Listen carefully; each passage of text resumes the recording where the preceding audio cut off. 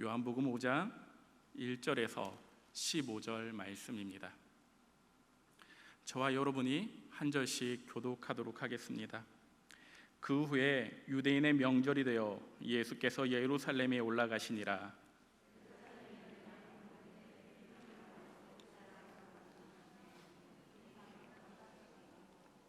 그 안에 많은 병자, 맹인, 다리 저는 사람, 혈기 마른 사람들이 누워 물의 움직임을 기다리니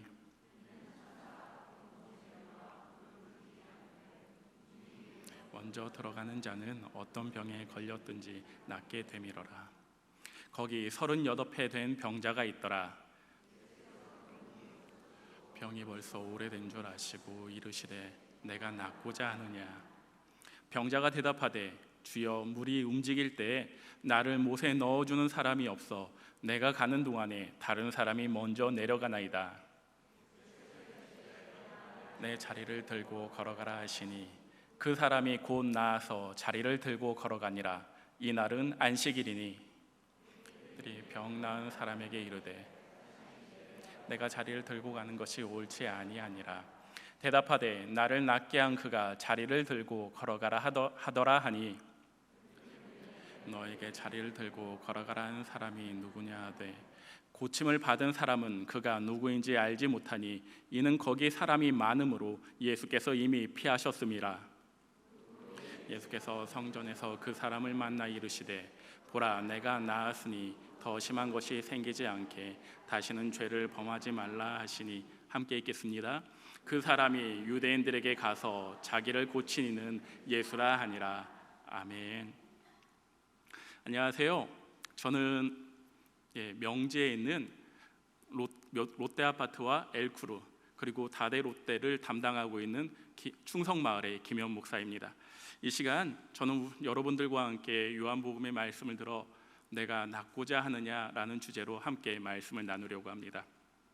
오늘 우리가 함께 읽은 말씀은 요한복음에 등장하는 7가지 표적 중에 세 번째 해당하는 말씀입니다.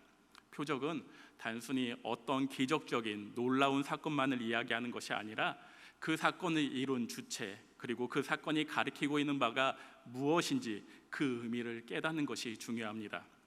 오늘 하나님이 주신 말씀을 통해 하나님의 뜻이 무엇인지 깨닫는 은혜가 우리 모두와 함께 하시길 간절히 소망합니다. 1절의 말씀 이렇게 말합니다.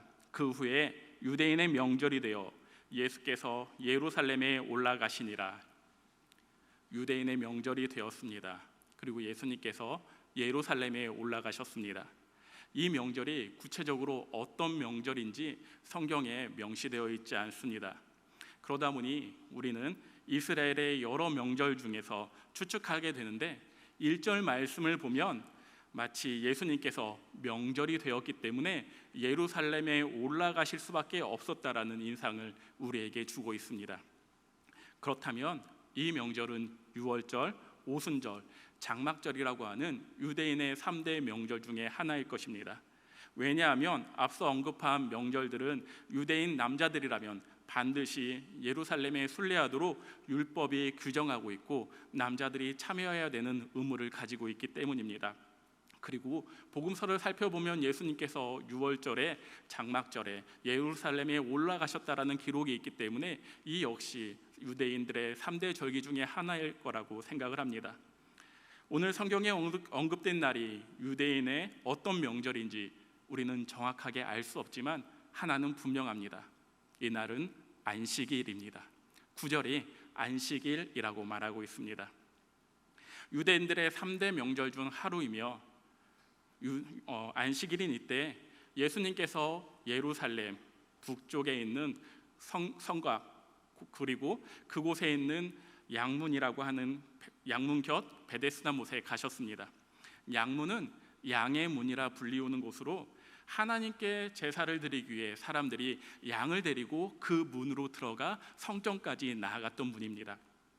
그래서 사람들은 이곳을 양의 문이라고 불렀고 이러하기 때문에 그곳은 일주일에 한 번씩 양을 사고 파는 시장이 열렸다라고 하는 기록도 가지고 있습니다.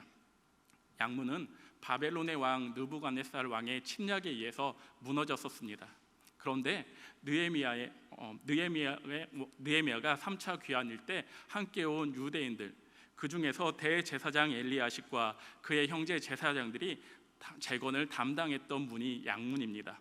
당시 예루살렘 성벽의 재건은 북쪽 양문에서 시작해서 양문으로 끝났습니다. 시작점이 양문인 것입니다. 시작과 끝이 양문에서 이루어졌습니다. 이 양문 곁에는 베데스다라고 하는 못이 있습니다.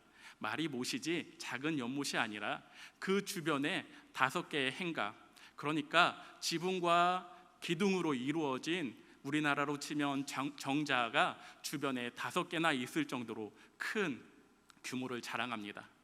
당시 예루살렘의 식수를 담당할 수 있을 정도라고 표현되어 있는 것으로 보아서 저수지였을 것이라고 생각하기도 합니다. 이 베데스다라고 하는 곳의 이름은 은혜와 집이 합쳐진 말입니다. 그래서 베데스다는 은혜의 집 혹은 자비의 집이라고 불리워집니다. 더불어 이곳은 양문을 통해 들어가는 양들을 깨끗이 씻기는 장소로 사용되기도 했습니다. 넓은 저수지와 정자, 언뜻 생각해보면 낭만적이며 평화로움을 가진 아름다운 곳입니다. 그런데 그곳에 위치한 행각 안을 살펴보면 우리의 아름다운 상상을 멈추어야 합니다. 행각 안에는 가족들의 단란한 모습, 연인들의 오붓한 모습, 이웃과 함께 삼삼오오 모여 단란하게 이야기하는 모습이 아닙니다. 3절 말씀은 그 안에 많은 병자, 맹인, 다리 저는 사람, 혈기 마른 사람들이 누워 물의 움직임을 기다리니, 행각 안에 있는 사람들은 병자들입니다. 그것도 맹인, 다리 저는 사람, 혈기 마른 사람과 같은 장애나 중증 질병을 가지고 있는 사람들입니다. 그 사람들이 누워 있습니다. 여기서 누워 있다라는 표현은 단순히 사실적으로 누워 있다라는 것에서 끝나지 않습니다. 그들이 가지고 있는 질병이 계속되어지고 있다라는 것입니다. 자신이 가지고 있는 질병과 고통과 아픔 때문에 일어날 수 없고 앉아 있을 수 없어서 누워 있는 상태 그대로를 이야기하고 있는 것입니다. 절망과 신음이 가득한 그들의 모습 속에서 처음 우리가 생각할 수 있었던 아름다운 모습, 그 모습을 어디에서도 찾아볼 수 없습니다. 그런데 이렇게 누워있는 그들에게 한 가지 공통점이 있습니다. 그것은 그들의 눈이 한결같이 베데스다 못을 향하고 있다는 것입니다. 어느 한 사람, 아니 몇몇 사람들의 모습만이 아닙니다. 행각에 누워있는 모든 병자들의 눈이 모두 다 베데스다 못을 향하고 있습니다. 그렇다면 그들은 무엇을 보기 위해서 베데스다 못을 바라보고 있을까요? 그 베데스다 못에서 이들은 무엇을 기대하고 있을까요? 무엇이 그곳에 있는 병자들로 하여금 그 못에서 눈을 떼지 못하게 하고 있는 것일까요? 3절 하반부는 이렇게 말합니다.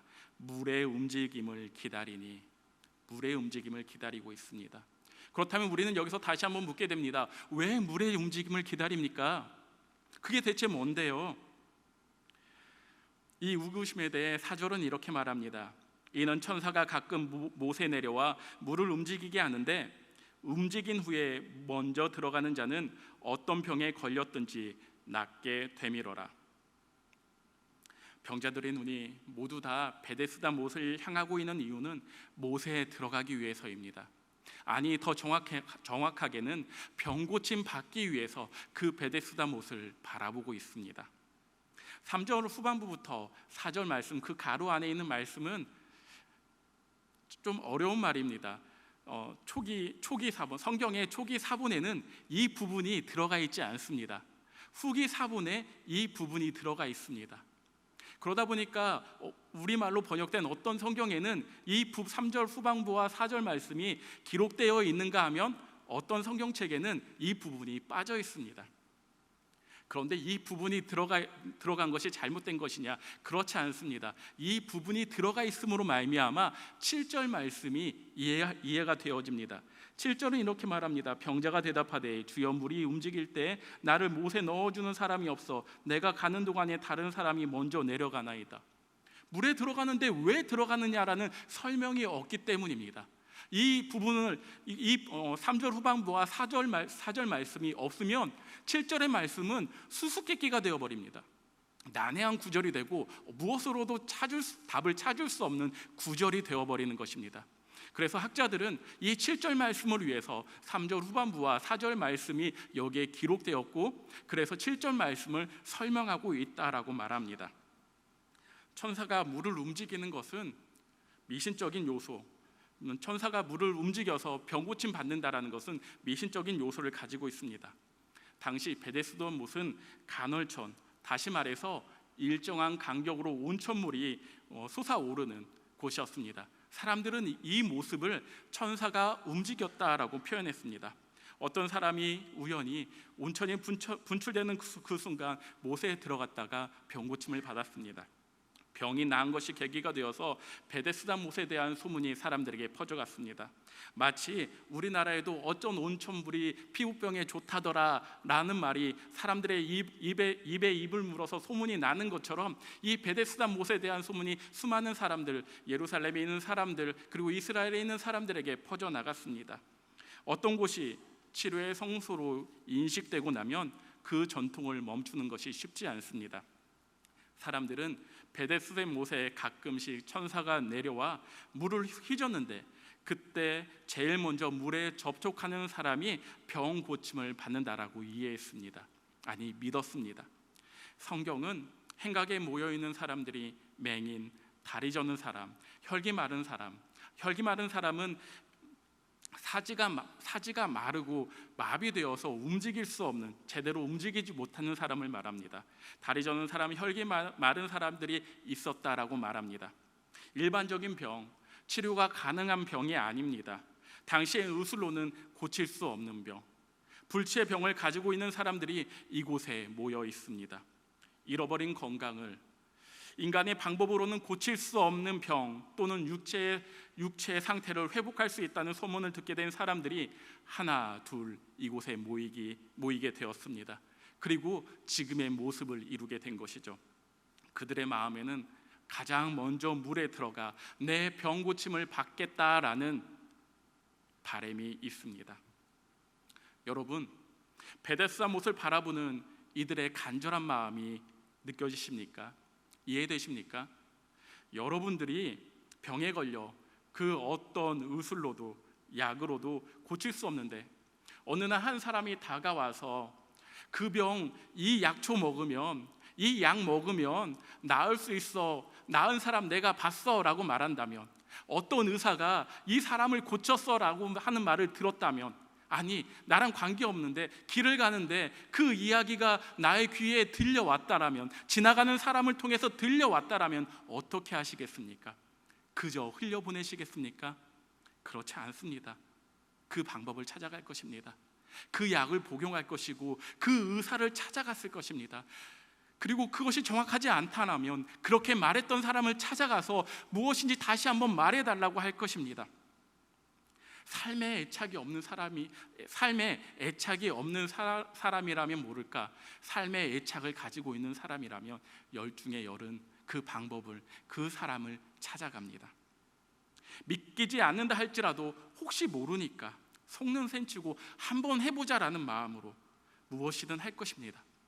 죽음이 또는 죽음과 같은 고통으로 아파하고 있는데 그 무엇을 못하겠습니까? 할 수 있는 모든 방법을 강구할 것입니다. 올 2월 저희 아버지께서 폐암 진단을 받았습니다. 동네 병원에서 검진을 받았는데 폐에 종양이 있으니까 큰 병원에 가보세요 라는 이야기를 들었습니다. 큰 대학병원에 입원해서 종합검사를 받았습니다. 병원에서 아무 말도 없기에 괜찮겠지라고 생각했습니다. 그런데 사람의 마음이 또 그게 아니잖아요. 괜찮겠지 하지만 그래, 아니면이라는 마음을 받아서, 그래 뭐 그냥 좀 큰 종양이겠지, 거기서 조금 더 발전해서 아무리 해도 암 1기 이상은 아니겠지, 거기까지 갔습니다. 암 1기 이상은 아니겠지, 암이 1기면은 금방 고칠 수 있을 거야, 그런 마음을 가졌습니다. 하지만 후에 의사가 면담을 하자는 연락이 와서 부모님과 저와 제 동생이 의사를 면담하게 되었습니다. 의사가 저희 아버지를 바라보며 이렇게 말합니다. 폐암 3기입니다. 그것도 폐암 3기 B입니다 라고 이야기를 하셨습니다. 그 이야기를 듣자 부정하고 싶었습니다. 아니라고, 종양일 거라고, 기껏 해봤자 1기일 거라고 생각했는데 3기 B라는 말을 듣자 참 하늘이 노란해진다라는 생각을 처음 경험해 본 것 같습니다. 저는 사실 암이라면 1기, 2기, 3기, 4기 이렇게 나뉘어진 줄 알았는데요. A, B가 있다라는 것을 이날 알았습니다. A는 같은 쪽에 전이가 있으면 A고요, 반대쪽에 전이가 있으면 B라고 하더라고요. 저희 아버지는 한쪽에 종양이 있고 반대쪽에 전이가 있는 3기 B였습니다. 의사는 내일부터 바로 항암 치료를 하자고 이야기를 하더군요. 아무것도 모르고 마음이 다급해져서 네 라고 말하며 나왔습니다. 하지만 마음이 불안했습니다. 검사받고 약 2, 3주 동안 아무 말도 하지 않다가 갑자기 오라고 해서 3기 B입니다 라고 말하는 이 병원을 내가 믿을 수 있을까? 이 병원에서 계속 치료를 받아야 할까? 어느 병원으로 가야 되지? 평소라면 미안하기도 하고 부담을 드리는 것 같아서 하지 않았던 지인 찬스를 쓰기 시작했습니다. 의료교통에 있는 사람들에게 연락을 했습니다. 저희 아버지가 이러이러한 상태인데 어떻게 하면 좋을까요? 어떤 병원에 가면 좋을까요? 어떤 의사가 유명한가요? 그 모든 것을 물었습니다. 그러면서 마음 한 구석에는 이런 마음도 있었습니다. 내가 연결해 줄게, 내가 그런 사람 알아, 이렇게 하면 돼, 그런 마음조차도 있었습니다. 그런 기대가 솔직히 제 안에 있었습니다. 그런 마음으로 지인들에게 열심히 전화를 했고요, 동생도 그렇게 연락을 하다가 또 서울에 있는 종합병원들에게 연락하기 시작했습니다. 언제 진료가 가능한지 알아보았습니다. 우리나라에서 폐암 치료로 잘 알려진 한 병원에 연락을 취했는데 2주에서 3주 후에나 가능하다라는 이야기를 들었습니다. 3기 B라는 그 말은 저와 제 동생에게는 이제 곧 아버지와의 작별처럼 들려졌기에 우리가 3주를 기다릴 수 있을까? 3주라는 시간을 기다리다가 아버지가 더 잘못되면 어떻게 하나는 마음에 참 고민을 하고 있는데, 그 상담을 하고 있던 분이 갑자기 잠시만요, 한 분이 예약을 취소하셨어요. 혹시 이틀 후에 가능하세요? 라고 물어보시더라고요. 어떻게 했겠습니까? 네, 가능합니다 라고 말하고 바로 그 병원에서 퇴원 수속을 밟고 서울에 있는 병원으로 옮겼습니다. 그리고 그곳에서 지금은 면역 항암을 계속해서 받고 계십니다. 저와 제 동생이 그 당시에 왜 이렇게 많은 수고를 했을까요? 왜 수많은 방법들을 모색했을까요? 회복될 가능성, 치료받을 수 있는 가능성이 높은 곳을 찾기 위한 간절함이 있었기 때문입니다. 막막한 가운데 일말의 가능성이라도 있는 곳, 가능성이 높은 곳을 찾고 싶은 간절함이 있었기 때문에 수고로 느껴지지 않았습니다. 오히려 더 좋은 곳을 찾기 위한 마음이 가득했을 뿐이죠. 이 간절함이 단지 저와 제 동생에게만 있었겠습니까? 아니죠. 아버지에게도 있었습니다. 지금도 살아계시죠.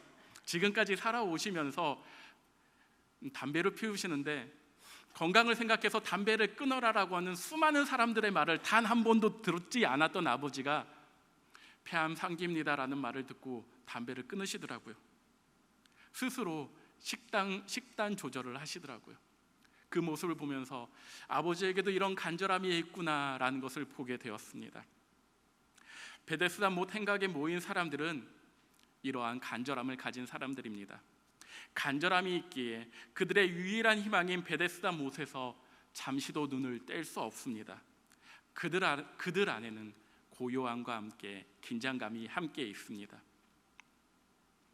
그런데 어느 순간 물이 출렁였다고, 움직였다고 생각해 봅시다. 그곳이 어떻게 되었을까요? 아수라장이 되지 않았을까요? 물이 움직이는 순간 사람들은 반응했을 것입니다. 계속 지켜보았기에 착시가 아닙니다. 아니, 착시라 할지라도 그곳에 소망이 있기 때문에 나중에 후회하지 않기 위해서라도 반응해야 합니다. 옆에 있는 사람이 알지 못하게 조용히 일어나 그 못을 향해 나아가지 않았을까요? 왜냐하면 그들 역시 자신이 가지고 있는 고통의 질병, 또한 육체적인 약점으로부터 벗어나기 위한 경쟁자이기 때문이죠. 하지만 못을 바라보고 있는 사람들, 지켜보고 있는 사람들은 나만이 아닙니다. 수많은 사람들이 함께 지켜보고 있습니다. 그렇기에 내가 보고 움직였다라는 것은 다른 누군가도 보고 움직였다라는 것입니다. 더불어 내가 움직이면 설령 그 물에 움직이는 것을 보지 못했던 사람조차도 나의 움직임에 반응해서 사실도 확인하지 않고 그 못을 향해 나아가게 됩니다. 처음에는 작은 보폭이죠. 한 걸음 한 걸음. 그러나 어느 순간 그 못을 향해 달려오는 수많은 사람들이 보이는 그 순간 그 일대는 아수라장이 되어갑니다. 앞으로 달려가기 시작합니다. 넘어지건 다치건 그 아무것도 상관없이 달려가기 시작합니다. 누군가는 달려가고, 누군가는 기어가고, 누군가는 다리를 절뚝이며, 또 누군가는 가족의 도움을 받으며 그 물을 향해서 달려갑니다. 그리고 그 물에 다다르는 순간 자신의 몸을 그 물 가운데 던집니다. 풍덩. 그리고 잠시 후 그 물에서 일어나 자신의 몸을 살펴봅니다. 내 몸이 어떻게 되었는지, 나의 질병이 고쳐졌는지, 나의 약한 부분이 온전케 되었는지를 살펴보게 됩니다. 그런데 그 모습 속에서 자신이 원하던 모습을 발견할 수 없습니다. 그 순간 좌절과 절망이 찾아옵니다. 다툼의 자리, 경쟁의 자리, 욕망의 자리를 위해서 열심히 달려왔는데 그 결과가 아무런 변화가 없는 허무입니다. 그대로이기에 실망합니다. 내가 늦었구나라는 생각과 함께 자괴감이 몰려옵니다. 그런데 이와 같은 일이 한 번으로 끝나지 않습니다. 병고침을 받는 순간까지, 그날이 언제일지 모르는 그 시간까지 계속되며 반복됩니다. 사람에 따라서 한 번, 한 달, 1년, 10년이라는 시간을 베데스다 못에 거하며 몸과 마음이 점점 지쳐갑니다. 한두 번의 실패는 괜찮아, 그럴 수도 있지, 온 지 며칠 안 됐잖아, 다음이 또 있어, 다음에 기회가 있어 라고 말하며 스스로를 다독이는데, 이것이 계속된 뒤처짐, 계속된 실패 속에 있다면 희망과 소망은 점점 사라져버립니다. 때로는 나 자신을 책망하며, 때로는 나를 막아선 사람들, 나를 홀로 내버려둔 사람들, 나보다 앞서 병고침 받은 사람들을 원망하고 그들을 향해 분노를 표출합니다. 계속된 실패 속에 나의 모습은 초라해지고 나 자신에 대한 자존감마저 무너집니다. 저는 어릴 때 어려움 없이 자랐습니다. 아니, 어려움과 부족함이 무엇인지 몰랐다라는 것이 더 정확할 것입니다. 그런데 고등학생이 되었을 때 아버지의 사업이 어려워졌습니다. 없던 빚이 생겨나기 시작했습니다. 아버지와 어머니가 어느 순간부터 싸우기 시작했습니다. 가끔 싸우는 게 아닙니다. 매일 싸웁니다. 저는 그 가정의 형편과 그에 따른 모든 상황들을 보며 힘들고 마음이 어려워졌습니다. 전에 경험해보지 못했던 그 부족함이라는 것이 무엇인지 다가오면서 참 힘들었습니다. 당시에는 야간 자율학습이 있었는데요, 학교에서 아침, 점심, 저녁을 다 먹으면서 밤 늦게까지 도망가지도 못하고 잡혀서 공부를 해야 되는 때입니다. 저녁밥을 먹지 않고 자전거를 타고 교회에 가서 기도했습니다. 하나님, 우리 집 다시 예전처럼 해주세요. 예전처럼 되게 해주세요. 경제적인 어려움이 사라지게 해주세요. 빚 없어지게 해주세요. 그렇게도 기도했는데 사실 그 순간 제가 더 많이 기도했던 건 하나님, 저 좋은 대학 보내주세요라는 그 기도였습니다. 그 좋은 대학이 저에게는 성공처럼 보였습니다. 그 좋은 대학이 저에게는 당시 탈출구처럼 보여졌습니다. 내가 겪고 있는 지금의 이 어려움과 고통을 벗어날 수 있는 하나의 목적지처럼 보여졌습니다. 그래서 열심히 교회를 찾아갔죠. 그런데 하나님 없는 나만의 그 목적을 향한 부르짖음을 계속했습니다. 수능 시험을 봤습니다. 어떻게 되었을까요? 여러분들이 생각하듯 망했습니다. 평소의 실력도 그리 좋지 않았는데 그 실력조차도 나오지 않았습니다. 원했던 대학을 포기해야 됐습니다. 친구들이 모두 가는 그 대학을 저는 가지 못하게 되었습니다. 대학을 놓고 바랬고 그 대학에 성공이 있다라고 생각을 했는데 다른 친구들은 다 가고 저는 그들보다 급을 낮춰서 가야 된다라는 것이 속상하고 자존심이 상했고 실패자처럼 느껴졌습니다. 그 순간 이전에 있던 경험에 이전에 있었던 어려움과 고통에 또 다른 고통과 아픔들이 다가오기 시작했습니다. 그래, 하나님이 이건 한번 실수했을 거야 라는 마음으로 대학교 1학년이 됐을 때 그 친구들과는 다른 대학교를 다니지만 그럼에도 교회 일에 열심히 했습니다. 이렇게 열심히 하면 하나님이 답해 주실 거야. 나 그들보다 조금 못한 대학에 가고 있지만 그런데 이렇게 열심히 해서 인정받고 싶어. 그 대학이라는 것에 전혀 상관없이 네가 최고야 라는 말을 듣고 싶어. 역시 너구나 라는 말을 듣고 싶어서 열심히 교회를 했습니다. 당시 제가 다녔던 교회가 어느 정도 규모가 있었기 때문에 대학생들을 중심으로 한 부서가 있었거든요. 거기서 열심히 했습니다.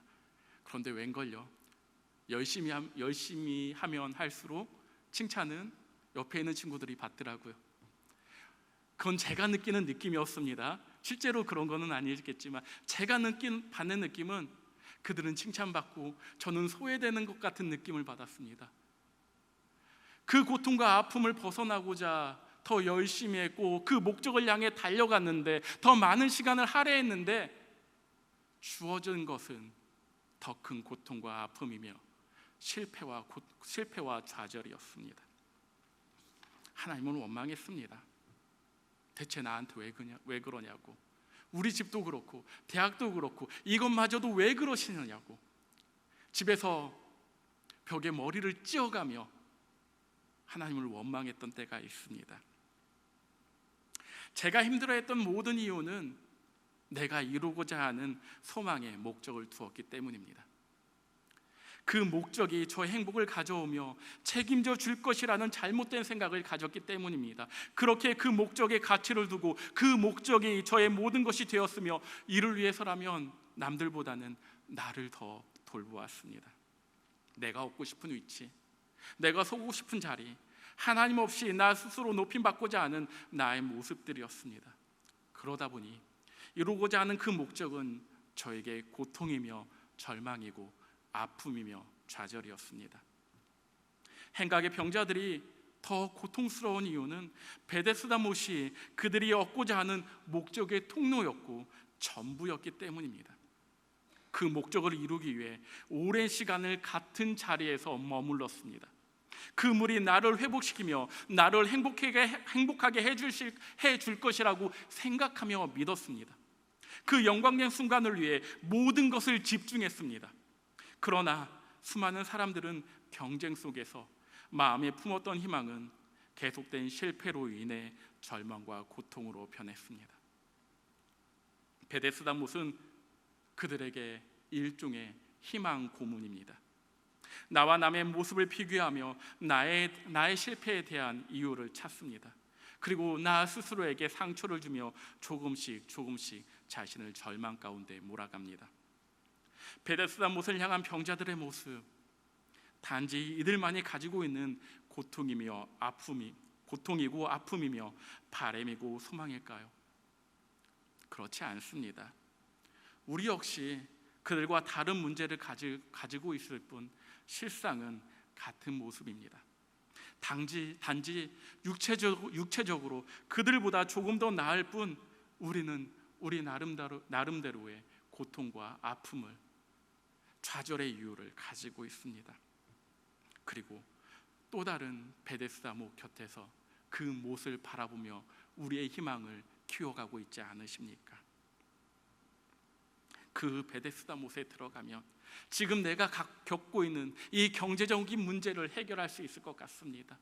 내가 겪고 있는 관계적인 문제들을 이겨낼 수 있을 것 같습니다. 내가 원하는 그 명예를 얻을 수 있을 것이고, 내가 원하는 자리에 설 수 있을 것 같은 그 유혹을 베데스다 못을 바라보면서 우리는 가지고 있습니다. 나는 누구보다도 그 베데스다 못에 먼저 들어갈 수 있을 것이라는 소망을 가지면서 다른 사람들과 경쟁하며 그들을 밟고 일어서려고 하는 것이 우리들의 모습 아닙니까? 그 베데스다 못에서 내가 원하는, 내가 바라는 지금의 고통과 절망을 벗어날 수 있는 그 목적을 이룰 수 있는 그 신호를 우리는 기다립니다. 그런데 우리가 저마다 가지고 있는 그 베데스다 못은 세상의 가치로 만들어진 못입니다. 보암직도 하고 먹음직도 하며 나의 원하는 바를 이루어 줄 수 있는 못처럼 우리 눈에 보입니다.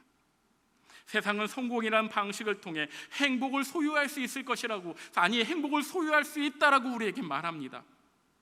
나의 욕망과 세상의 욕망 모두를 이룰 수 있다라고 말합니다. 세상과 우리가 말하는 성공은 앞서 나가서 쟁취하는 것입니다. 상위 1%, 1등, 먼저, 내가라는 단어가 들어가 있는 곳입니다. 이 성공이 내가 원하는 행복을 선물할 것이라고 생각합니다. 나의 고통의 문제가 해결되고 내가 원하는 바가 이루어질 것이라고 생각합니다. 하지만 이 성공은 잠시의 기쁨을 줄 수 있을지언정 영원한 기쁨 또한 일정한 시간을 넘어서지 못합니다. 더불어 대부분의 사람들은 그 성공을, 그 목적을 이루지 못합니다. 오히려 그 못을 향해 달려나가는 수많은 경쟁 속에서 상처를 주고 상처를 받습니다. 나만 상처를 받은 것 아닙니다. 나 역시 그들에게도 상처를 주었습니다. 그것이 우리가 바라보고 있는 베데스다 못이며 그 주변의 상황입니다. 우리 역시 나만의 베데스다 못을 만들어 놓고 그 못에 들어가기 위한 시간을 보내고 있지는 않으십니까? 그 못에 들어가기만 하면 모든 것을 이룰 수 있다는 생각에 얽매여 있지는 않으십니까? 제 아버지가 어렵고 힘들던 시절에 자주 했던 말이 이것입니다. 이것만 잘 되면 우리는 이전처럼 잘 살 수 있어. 이것만 잘 되면 이라고 하는 생각을 여러분들이 만들어 놓은 그 베데스다 못을 바라보면서 품고 있지는 않으십니까? 여러분은 자신의 목적을 위해 노력하다 베데스다 못의 병자들처럼 계속된 실패와 좌절로 혹 절망하고 있지는 않으십니까? 지금 고통과 어려움, 문제를 해결하기 위해 여러분은 지금 무엇을 바라보고 계십니까? 여러분들이 바라보고 있는 베데스다 못의 형체는 무엇입니까? 행복하십니까? 그 안에 소망이 보이십니까? 지금 병자들이 서 있는 곳은 양문곁입니다. 베데스다 못이고 안식일입니다. 그런데 약국에 약이 없고 빵집에 빵이 없는 것처럼 베데스다, 은혜의 집, 자비의 집이라고 말하는 이곳에 은혜와 자비가 보이지 않습니다. 양문은 인간의 죄를 위해 양이 들어가 희생되어지는 곳이고, 이 희생은 용서와 사랑을 뜻하는 것인데 이 못에서 용서와 사랑의 모습이 보이지 않습니다. 이날은 안식일이라고 말했습니다. 우리를 위해 하나님께서 안식하라고 주신 날인데 이들의 모습 속에서 안식은 보이지 않습니다. 양문, 베데스다, 안식일이라는 이름만 있을 뿐 그에 합당한 모습들이 보이지 않습니다. 우리가 살아가고 있는 세상이 이와 같습니다. 이름만 있고, 아니 이름은 그럴싸한데 속빈 강전처럼 아무것도 없습니다. 아니 차라리 없기라도 했으면 좋겠습니다. 세상은 좋은 말들로 희망과 소망을 이야기하지만 정작 그 안에는 소망과 희망이 없습니다. 경쟁이고 아픔이고 다툼이고 실망이며 좌절과 절망입니다. 세상이 말했던 미래는 빛 좋은 개살구뿐입니다. 그 속에서 우리는 실패와 실망, 원망과 원통을 경험합니다. 이러한 모습 속에서 성경은 한 사람을 등장시킵니다. 38년 된 병자입니다. 이 사람의 나이가 몇이고 그가 어떤 병에 걸렸는지, 그리고 베데스다 못에 언제 왔고 어떻게 생활하고 있는지 아무것도 이야기해 주지 않습니다. 우리는 그래서 아무것도 알 수 없습니다. 그러나 분명한 것은 그는 불평과 불만 그리고 원망이 가득 찬 사람이었다라는 것입니다. 예수님께서 38년 된 병자에게 이렇게 물으십니다. 내가 낫고자 하느냐? 이 질문에 대한 답은 정해져 있습니다. 38년 된 병자가 베데스다 못에 있다라는 것은 그가 병 고침 받기 위해서 이 못에 있다라는 것입니다. 그렇다면 내가 낫기를 원하느냐라는 질문에 네, 낫기를 원합니다라고 말해야 되는 것이 정상입니다. 그런데 이 병자는 전혀 다른 이야기를 합니다. 7절 말씀입니다. 병자가 대답하되 주여, 물이 움직일 때 나를 못에 넣어주는 사람이 없어 내가 가는 동안에 다른 사람이 먼저 내려가나이다. 지금 자신의 처지를 이야기하고 있습니다. 자신이 지금까지 이렇게 병을 얻고 병고침을 받지 못하는 것에 대한 이유를 변명으로 이야기하고 있습니다. 오랜 병에 효자가 없다라고 말합니다. 병간호로 인해 가족들 역시 지칠 수밖에 없기 때문이죠. 38년이라는 오랜 시간 동안 이 사람은 가족도 이웃도 그리고 사회와 국가도 이 병자를 방치했고 그에게 무관심했습니다.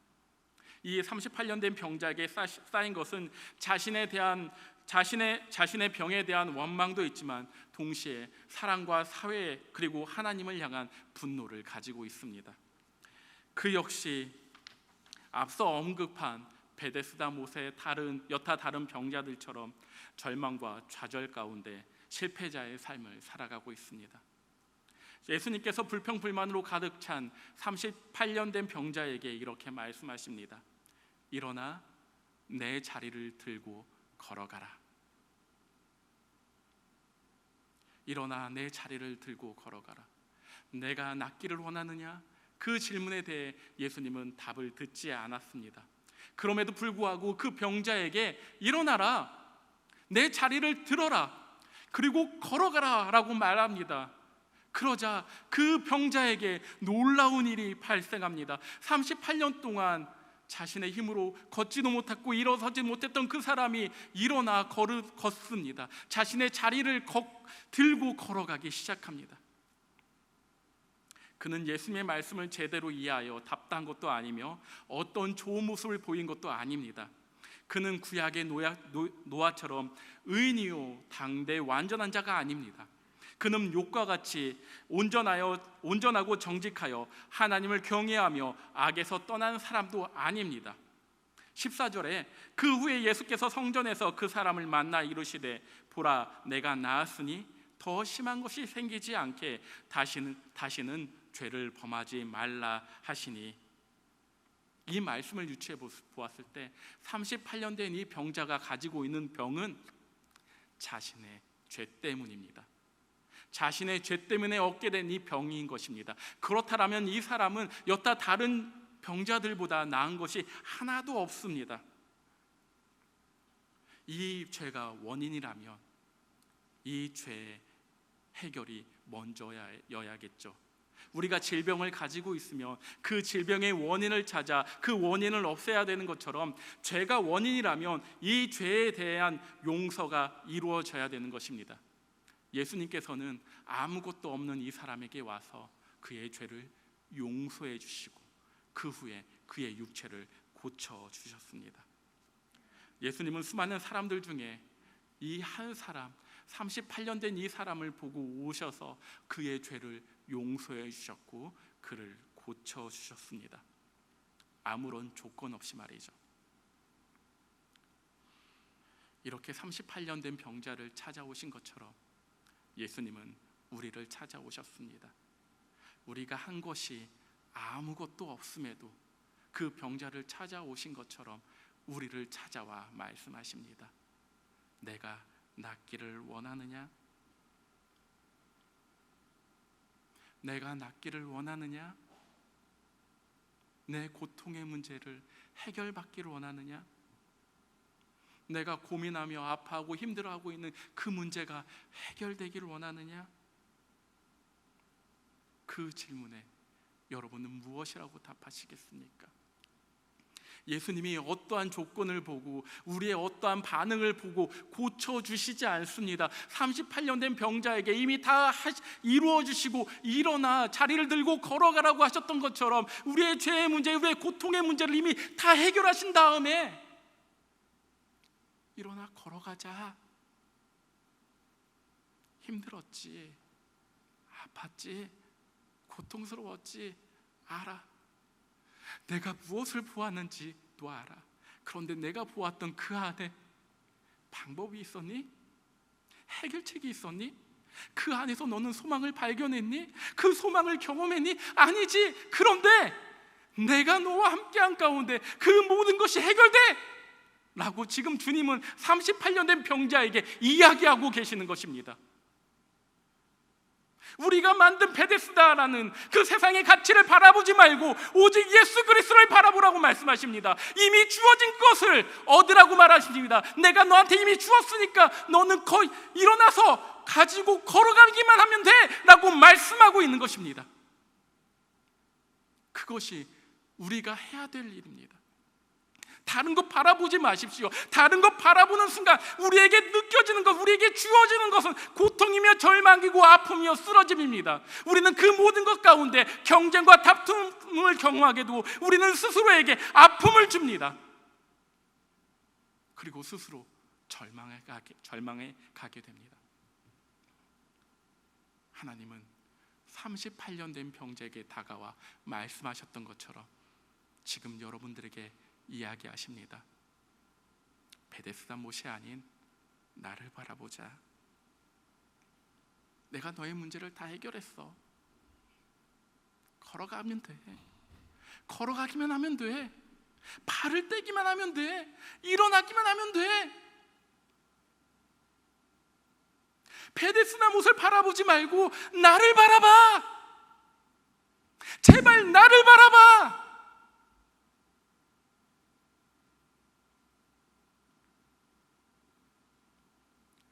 무엇을 바라보고 계십니까? 무엇이 해결책이라고 생각하고 계십니까? 내가 낫기를 원하느냐? 내가 낫기를 원하느냐? 그 말에 주의 눈에 나의 눈을 마주하며 네 하고 대답할 수 있는, 그리고 그 말씀에 순종하여 일어나 걸어갈 수 있는 호사나 성도님들 되시길 간절히 소망합니다. 지금 내가 마주한 문제와 고통 가운데 세상에 말하는 자리가 아닌 예수님이 있는 그 자리에 나아가시길 소망합니다. 예수님이 먼저 찾아오셔서 병을 고쳐주셨던 것처럼 아무런 이유와 조건 없이 우리의 문제를 해결해 주십니다. 그 예수님 안에 소망이 있음을 이 시간 다시 한번 고백하며 주의 얼굴을 구하는 호사나 성도님들 되시길 간절히 소망합니다.